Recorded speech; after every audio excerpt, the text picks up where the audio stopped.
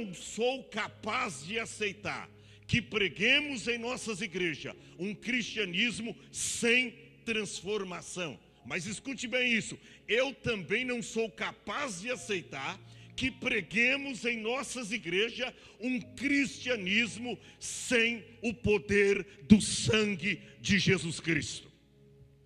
Olha o que Paulo escreveu para a igreja de Éfeso, no capítulo 1 e o versículo de número 7. Paulo diz assim: nele quem? Em Jesus, glória a Deus. Paulo diz: nele temos a redenção e o perdão dos nossos pecados pelo seu sangue.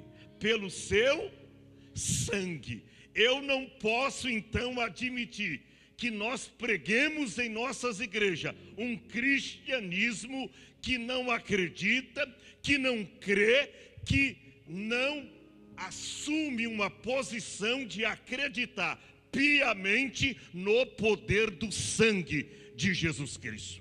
Até porque, olha o que Pedro, o apóstolo, escreveu.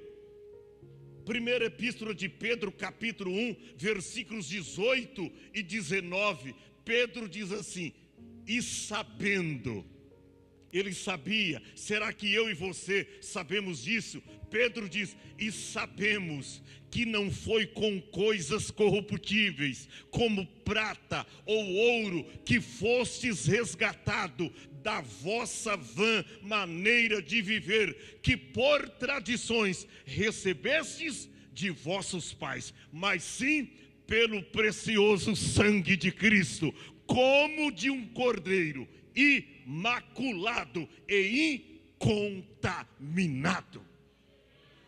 Eu não posso admitir que preguemos em nossas igrejas um cristianismo sem transformação. Mas eu também não sou capaz de aceitar que preguemos em nossas igrejas um cristianismo sem o poder do sangue de Jesus Cristo.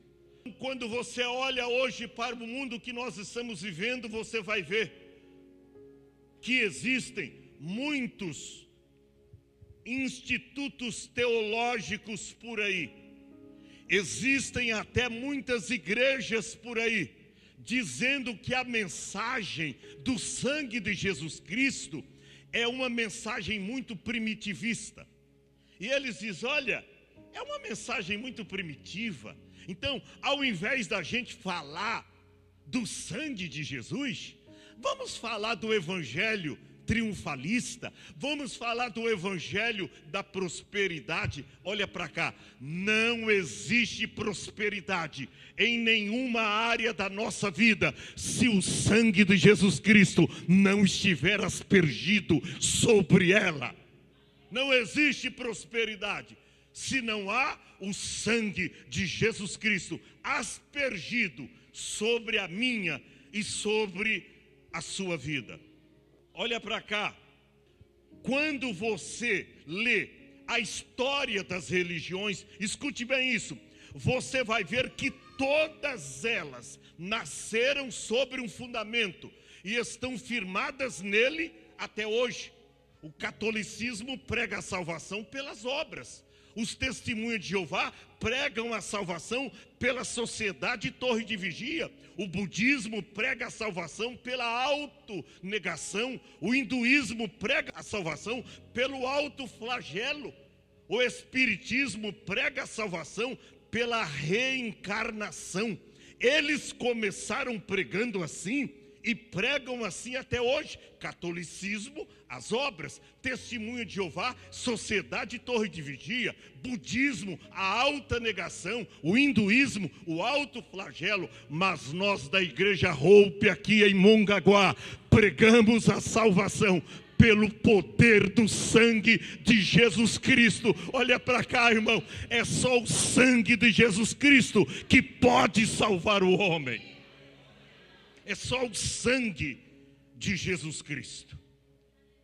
Eu não sei quantos aqui já leram a autobiografia do grande reformador Martim Lutero. Escute bem isso, Lutero nasceu em 10 de novembro de 1483, numa pequena cidade mineradora da Alemanha Central. Escute bem isso, ele foi um monge agostiniano, um professor de teologia germânico, que se tornou uma das figuras da reforma protestante mais eficaz, mais evidente na sua época. Escute bem isso, Martinho Lutero, ele foi professor de teologia moral da Universidade de Gutenberg e pregador na cidade. Foi criado no mosteiro, quase morreu quando um raio caiu quase em cima da sua cabeça. E é interessante que Lutero, ele estava protestando contra a Igreja Católica. Por quê? Porque um certo dia ele ia subindo os degraus da grande catedral de Roma de joelhos. Era um homem, um católico roxo, não acreditava no poder do sangue de Jesus. Mas escute bem isso, ele ia subindo de joelho. De repente o Espírito Santo falou ao seu coração, dizendo: mas o justo viverá pela fé. O meu justo viverá pela fé. Ele lembrou que uma referência estava lá no livro de Abacuque e a outra referência estava lá na epístola aos Hebreus. Mas o justo viverá da fé. Se ele recuar, a minha alma não tem prazer nele. Irmão, quando o Espírito Santo falou no coração de Martinho Lutero, escute bem isso, ele se levantou daquela grande escada que ele estava subindo de joelho, e ali mesmo ele teve um encontro real com Cristo Jesus. Martinho Lutero, ele teve um encontro com Cristo.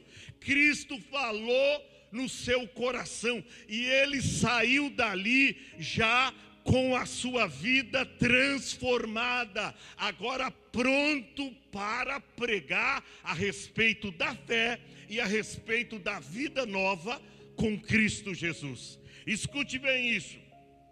E ele começou então a protestar contra a própria Igreja Católica. E ele começou a ser perseguido, porque ele começou, irmão, a escrever as suas teses. E eram 95 teses contra a prática contemporânea da Igreja Católica com respeito às indulgências. 95 teses. E ele começou a colocá-las lá na porta da igreja. E as pessoas que liam as suas teses começaram a se converter ao cristianismo verdadeiro. Deixaram de fazer pagamento das indulgências. Elas começaram a se converter a Cristo Jesus. E a vida daquelas pessoas começaram a ser mudada. Olha para cá. E então Martinho Lutero, ele começou a ser perseguido, não só na área dos outros monges e amigos, entre aspas, que ele tinha antes, que começou a persegui-lo, mas também espiritualmente. Conta-se que um certo dia Lutero, ele estava sentado em seu escritório, junto à sua escrivania, fazendo algumas anotações bíblicas. E sabe quem apareceu para ele? Satanás. Chegou com 2 rolos de pergaminhos e disse: Lutero, eu conheço todos os pecados que você tem cometido em toda a história da sua vida. Eu conheço todos os seus pecados. Lutero virou e disse: mas conhece? Quais são? Eu disse: espera aí. Abriu o primeiro pergaminho e disse: Lutero, tal dia, tal hora, você fez isso, você cometeu um delito. Lutero lembrou e disse: é verdade, eu cometi. Mas tem mais. Um outro dia, tal hora, você cometeu mais um pecado. Lutero lembrou e disse: verdade, cometi. E ele foi contando em minúcias todos os pecados que Lutero havia cometido. Quando terminou aquele primeiro pergaminho, Lutero olhou para Satanás e disse: acabaram os meus pecados? São só esses os meus pecados? Satanás virou e disse: não, tem mais. Abriu o segundo pergaminho e disse: tal dia, em tal horário, você falhou, você pecou.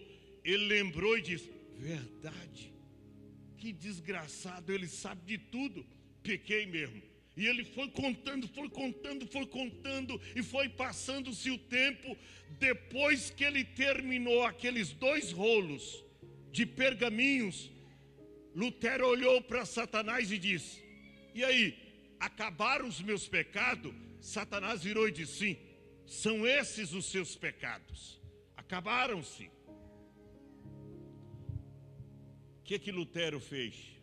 Ele estava junto à sua escrivania, tinha ali tinta vermelha em um vidro, tinha pincel ali de escrever. Ele abriu aqueles 2 rolos de pergaminho e ele escreveu o que está escrito lá na primeira epístola de João, capítulo 1 e o versículo de número 7. Pegou ali a tinta vermelha e pegou aquele pincel e ele começou a escrever: mas se andarmos na luz, como ele na luz está, temos comunhão uns com os outros, e o sangue de Jesus Cristo me purifica de todo o pecado. Quando ele disse isso, Satanás desapareceu e aquele escritório encheu da presença de Cristo. Sabe por quê, irmão? Porque há poder no sangue de Jesus. Olha para cá, o diabo pode querer até apontar os seus pecados. O diabo pode apontar para você e dizer: tal dia você pecou. E você não pode negar, porque conscientemente você vai lembrar: pequei, falhei. O diabo sempre vai apontar o dedo para você. Mas não esqueça do que João escreveu dizendo: mas se andarmos na luz, como ele na luz está, nós temos comunhão uns com os outros, e o sangue de Jesus Cristo, seu Filho, nos purifica de alguns pecados. Diga assim: de todo o pecado. Gente, isso aqui é extraordinário. Lutero continuou protestando contra. Dali nasceu a igreja protestante, irmão. É através de Lutero. Porque ele teve coragem de colocar as 95 teses lá na porta da igreja e dizer: não, eu não aceito mais. As verdades bíblicas estão aqui. Nada de indulgência, nada de pagamento de salvação. Não existe isso. Nós somos salvos, dizia Lutero, é pelo poder do sangue de Jesus Cristo. Fez história. Sabe por quê? Porque nós, através do sangue de Jesus, podemos escrever a nossa própria história. Talvez você venha dizer: pastor, mas há poder no sangue de Jesus? Há poder. Não é só no hino 491 da harpa cristã que a gente canta, não. Há poder no sangue de Jesus. Mas na verdade há poder no sangue de Jesus. O sangue de Jesus tem poder. E eu me lembro quando o Matias, garoto ainda, e a gente punha ele e a Sueli para cantar na igreja: o sangue de Jesus tem poder, tem poder, tem poder. Imitando o missionário lá, o saudoso missionário Davi Miranda: o sangue de Jesus tem poder, tem poder, tem poder. E eles cantavam. Olha, irmão, E isto não é apenas uma expressão repetidas, que a pessoa, quando se depara com um acidente, diz: o sangue de Jesus tem poder. Ou seja, quando vem subitamente uma luta, uma dificuldade, um problema, ela se assusta, de repente até um acidente, e ela sem querer diz: olha, o sangue de Jesus tem poder. Não, é que na verdade, irmão, o sangue de Jesus tem poder. Você sabia que através de um DNA, através do sangue, a gente pode ser conhecido até na terceira e a quarta geração, através do sangue. A medicina consegue detectar até a sua terceira e a quarta geração, se é parente seu, se tem uma linhagem ou não, através do sangue. Quando alguém está doente, quando alguém está enfermo e vai ao médico, o médico, para detectar o problema de saúde, o que ele pede para fazer? Um exame de sangue. E ali ele vai descobrir que tipo de enfermidade aquela pessoa tem. É através do sangue. É por isso que Jesus escreveu a nossa salvação na cruz do Gólgota, através do precioso sangue. Ele cravou ali a nossa sentença de salvação. A cédula, Paulo disse, a cédula que era contra nós, ela caiu, aleluia, porque ele subiu ao alto do Calvário. E não é diferente comigo e com você. Eu já disse aqui repetidas vezes, toda pessoa que tem um encontro com Jesus, Jesus a leva até o alto do Calvário, no chuveiro da regeneração, e ele dá um banho de carmesim. Essa pessoa fica limpa, alva mais que a neve. O que é isso, pastor? É através do sangue de Jesus. E eu não posso admitir que nós preguemos em nossas igrejas um cristianismo sem o poder do sangue de Jesus. Olha o que Charles Spurgeon disse: o sangue de Jesus clama mais alto do que o sangue de Abel, pois não pede vingança, oferece eterno perdão. John Wesley, ele disse: não há nada que lave a mancha do pecado, senão o precioso sangue de Cristo, derramado por amor aos perdidos. Olha o que Moody disse: a única senha para o céu é o sangue de Jesus. Sem ele não há entrada na morada eterna. Sem o sangue de Jesus. William Booth, ele diz: enquanto houver poder no sangue de Cristo, nenhum pecador está fora do alcance da salvação. Olha o que Ketten Booth disse: há uma fonte carmesim fluindo do Calvário, que é o sangue de Jesus, e o pecador, quando mergulha nestas águas, tem os seus pecados perdoados.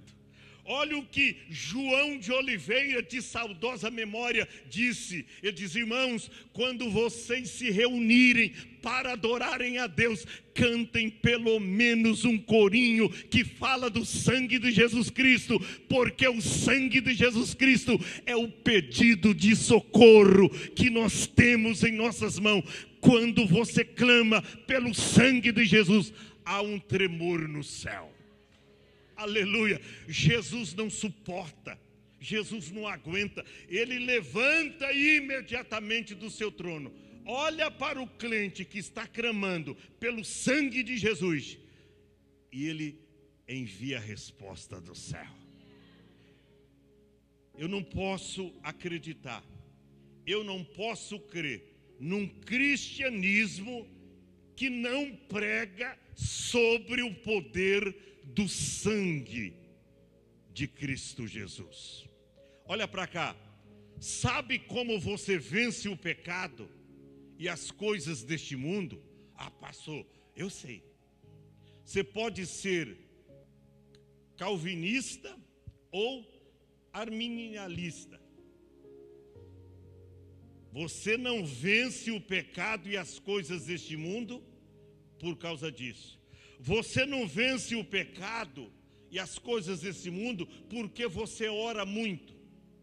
Você não vence esse mundo porque você sobe no monte. Nananina, não. Você não vence esse mundo porque você tem um conhecimento teológico, você lê muito as escrituras, você conhece as sagradas letras. Nananina, não. Você não vence esse mundo porque você procura viver uma vida santa, santamente, uma vida sóbria, sobriamente, uma vida pia, piamente, uma vida justa, justamente. Nananina, não. Sabe como é que você vence esse mundo? É através do poder do sangue de Jesus. Está escrito lá no Apocalipse, no capítulo 12, e o versículo de número 11, se não me falha a memória. E eles venceram através do sangue do Cordeiro. E eles venceram pelo sangue do Cordeiro. Você não vence porque você é um super crente, porque você é de monte, porque você conhece a teologia, a exegese, conhece aramaico, hebraico, latim. Nananina, não. Você vence é através do poder do sangue do Cordeiro.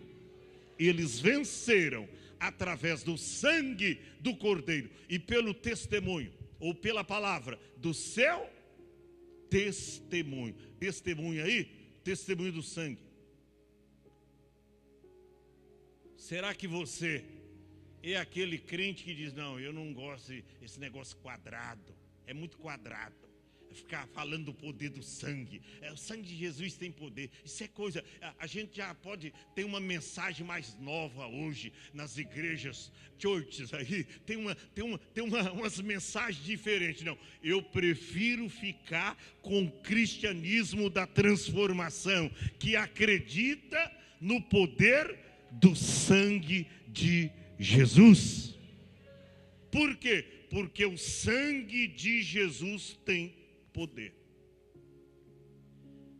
Eu vou finalizar essa parte contando para vocês um testemunho. Um certo dia, uma de nossas irmãs do círculo de oração, uma irmã abençoada, era líder do círculo de oração da igreja, e ela, em uma noite de sábado, ela foi para uma vigília na igreja, orou, e depois da vigília, ela chegou na sua casa já depois da meia-noite, agradeceu a Deus. Essa irmã, ela tinha um costume, ela acreditava muito no poder do sangue de Jesus, e ela sempre orava: Senhor, guarda a minha casa. Era uma irmã viúva, sozinha, morava sozinha, e ela sempre, em todas as orações que essa irmã fazia, ela orava: Senhor, guarda a minha casa, cobre a minha casa com teu sangue, cobre a minha vida com teu sangue. Senhor, eu estou saindo agora para a igreja, me guarda nesse percurso e me cobre com teu sangue. O teu sangue tem poder. E ela sempre orava e clamava pelo poder do sangue. Ela voltou dessa vigília, comeu alguma coisa, tão logo ela deitou na sua cama e adormeceu, dormiu. E 2 ladrões, de madrugada, por volta das 4 horas da manhã, pularam o muro e entraram dentro da casa da irmã. 2 ladrões, para roubar. E eles começaram a revirar toda a casa. E o último quarto que eles entraram foi o quarto aonde estava exatamente aquela irmã que sempre quando ia dormir, ela orava dizendo: Senhor, me cobre com o teu sangue. Escute bem o que aconteceu. Aí, quando eles conseguem abrir a porta do quarto que estava trancada, eles abriram a porta e eles entraram. A irmã estava tão cansada da vigília que não acordou. O Espírito Santo não a fez acordar. Ela estava dormindo. Quando eles abriram a porta e eles acenderam a luz, eles se depararam com uma cena que eles ficaram aterrorizados. Quando eles ligaram a luz, olharam em cima da cama, aquela irmã estava coberta de sangue. Estava coberta de sangue, tinha sangue em todo o lençol e no travesseiro, estava coberta de sangue. E deu um desespero neles, ficaram aterrorizados. Mas chegaram aqui antes, mataram essa mulher e eles entraram em desespero. Sabe o que eles fizeram? Nem conseguiram pegar os pertences daquela irmã. Mas eles saíram correndo da casa e um gritava para o outro e dizia: não fomos nós que matamos. Quando eles pularam o muro, sabe o que aconteceu? Tinha uma viatura fazendo uma patrulha no bairro. E quando eles pularam o muro, a viatura viu eles pulando. Ligou a sirene e correu, foram atrás e conseguiram deter os dois. E eles só gritavam: não fomos nós que matamos. Chegamos lá, a mulher já estava morta, coberta de sangue. Não fomos nós. Mas vocês mataram a mulher? E eles voltaram, os policiais, 2 policiais, algemaram aqueles camaradas e voltaram à casa da irmã. E sabe o que aconteceu, irmão? Quando eles entraram no quarto aonde a irmã estava dormindo, eles se depararam com uma cena completamente diferente. Pastor, mas que cena era essa? A irmã estava dormindo como um passarinho. Aleluia! Irmão, sem nenhum problema, sem nenhuma dificuldade. Aí eles acordaram a irmã. A irmã: olha, o que está acontecendo? É o seguinte: 2 ladrões entraram aqui e diz que viu a senhora morta, a sua cama estava coberta de sangue, o colchão, aqui o travesseiro, mas a gente não está vendo nada. E eles mexeram tudo aqui, estava roubando e a senhora não viu. Ela diz: não, sabe por que eu não vi? Porque sempre quando eu vou orar, policial, olha, eu oro para Jesus cobrir a minha casa e a minha vida com o sangue de Jesus. Então eu não vi nada. E de repente um daqueles policiais que era desviado começou a falar em línguas estranhas e Jesus renovou ele. E naquele momento aquela irmã orou por aqueles 2 policiais. O outro também aceitou Jesus como Salvador e o nome do Senhor foi glorificado naquela madrugada. Quantos podem glorificar a Deus por isso? Olha para cá, eu quero te dizer nesta noite, sem medo de errar, que há poder no sangue de Jesus Cristo. Há poder no sangue de Jesus. Eu não sei o que você está enfrentando, eu não sei o que você está passando, mas eu quero te dizer: acredite no cristianismo da transformação, mas também acredite no cristianismo sobre o poder do sangue de Jesus Cristo. Fica em pé, os adoradores, vem para cá. Eu quero te dizer que o sangue de Jesus tem poder. Eu não sei como você adentrou aqui nesta noite. Eu não sei se você tem clamado pelo sangue de Jesus. Se você não tem esse costume, começa a clamar pelo sangue de Jesus. O diabo está contra você, está te enfrentando, clame pelo sangue de Jesus. A luta está árdua, o problema parece que não vai passar, começa a clamar pelo poder do sangue de Jesus, porque o poder do sangue de Jesus, ele está à nossa disposição. Quando você clama pelo sangue de Jesus, há um tremor no céu. Há um tremor no céu. Sabe por quê? Porque foi Jesus que derramou por mim e por você o precioso sangue lá no Calvário. E este sangue tem poder. Este sangue tem poder. Hoje a mensagem para você é sobre o sangue de Jesus. Olha para cá, esse sangue que foi vertido na cruz do Gólgota para salvar você, para te libertar da maldição do pecado. O sangue de Jesus tem poder.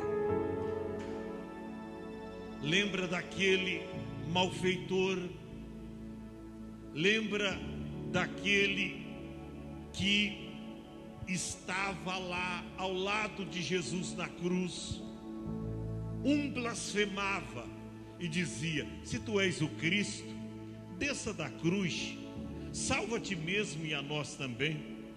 Mas tinha um ali, aleluia, que de repente ele começou a contemplar aquela coroa de espinho que entrava no couro cabeludo da cabeça de Cristo, e que ele derramava sangue ali na sua face. E ele olha para Jesus, sabendo que Jesus estava sendo crucificado inocentemente. E ele diz, olha, repreendendo o amigo, dizendo, olha, nós estamos aqui porque nós merecemos, por causa dos nossos feitos, das nossas práticas, dos nossos pecados. Mas olha para este, nenhum mal ele fez, ele é justo. Nós merecemos estar aqui, mas ele não. E a Bíblia diz que ele olhou para Jesus, aleluia. Ele olha para Jesus e diz, Senhor, lembra-te de mim quando entrares no teu reino. Jesus foi vero em dizer, antes dele dar o último suspiro, antes dele dizer está consumado, ele olha para aquele homem e diz, olha, eis que eu te digo, hoje mesmo estarás comigo no meu paraíso. Sabe o que é isso? É o poder do sangue. Talvez você adentrou aqui, está afastada do caminho do Senhor, mas Jesus morreu por você e Ele pagou a sua conta. Não foi com dinheiro, Ele pagou a sua conta, foi com sangue. Talvez você está aqui, conhecedor da palavra de Deus, mas você se distanciou dos caminhos do Senhor. Você saiu da igreja, hoje você está parado na fé, estacionado, mas Deus está te chamando para um reencontro com Ele, através do poder do sangue de Jesus. Olha para cá, Paulo escreveu à igreja de Roma dizendo que nós somos reconciliados com Deus, através do sangue de Jesus Cristo. Venha reconciliar com Deus hoje aqui.